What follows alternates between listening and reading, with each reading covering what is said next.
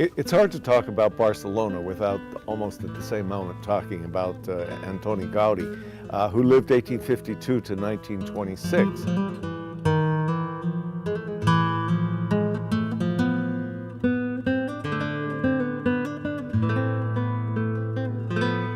He was an architect, and there's a lot of great architecture in Barcelona, just walking down the streets and stuff, but it's pretty staid and pretty straight and pretty typical. And into this then bursts Gaudi, whose idea of architecture was originality consists in returning to the origin.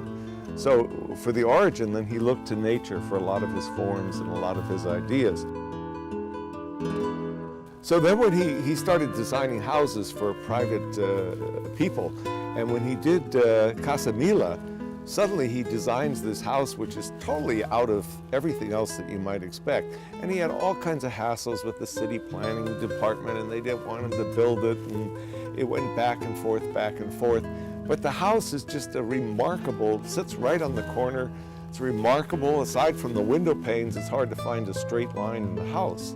And it's just amazing. You go up on the roof, even the roof is decorated in a way that nobody would imagine. Who goes up on the roof? Who sees the roof? And that house almost was torn down, came very close to being torn down in the 80s and 70s. Then in the 90s, it was totally restored, and today it's a big tourist attraction. So Gaudi's greatest work actually is Sagrada Familia, which is synonymous now with Barcelona. And he didn't start that. That church was actually under construction, and about 2 years in, the footings were laid and everything else. About 2 years in, then they got hired Gaudi onto the job. And by that time, he was already a famous, well-known architect. And he was a very devout Roman Catholic, and he began to see himself in the role of being God's architect. So that church really consumed him for his life.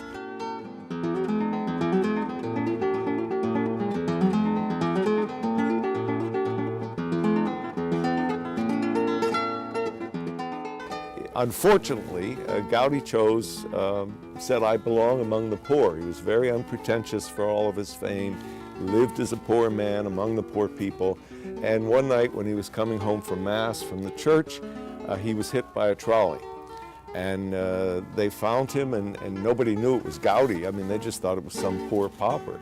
So they took him to a pauper's hospital. It wasn't until the next day that the chaplain in the hospital happened to recognize that this was Gaudi, and they took him to a much more sophisticated hospital where, had they taken him there in the first place, they may have saved his life, but he ended up dying. So he died before the church was finished. And when you look at the front facade, the facade of the Nativity, the real busy one, that was actually done while Gaudi was alive and by Gaudi. But so then they had the task of, how are we going to finish this church? And then along came the Spanish Civil War, and all of Gaudi's plans were destroyed, so nobody really knew for sure. So the whole idea has been, how can we finish this church without the plans, keeping Gaudi's spirit there, but maybe with a more contemporary design. So you see that in the facade of the Passion, which is very modern, very stark, very strong, very rigid, and has a lot of people don't like that image of Christ up there. They don't like the fact that if you look at it head on, his hair is hanging over his face, so you can't see it. And in order to see his face, you have to stand underneath and look up, which is the whole point of a church. So I kind of like it. In 2010, the Pope himself came, and they opened it officially as a church. And inside, to me, is just fantastic. You look up, and it just pulls you up into the heavens. And all the intertwining of those pillars is intended to look like a forest. And it does.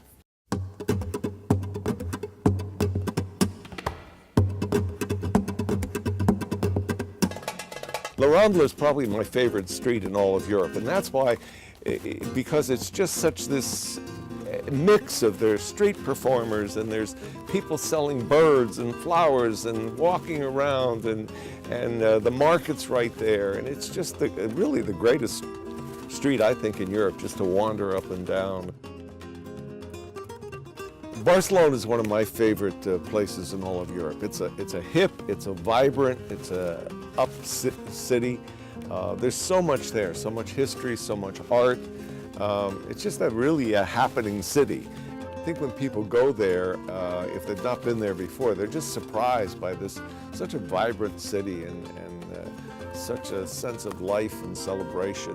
A lot of that, I think, is due to Gaudi, because he has this out-of-the-box kind of approach to architecture and art.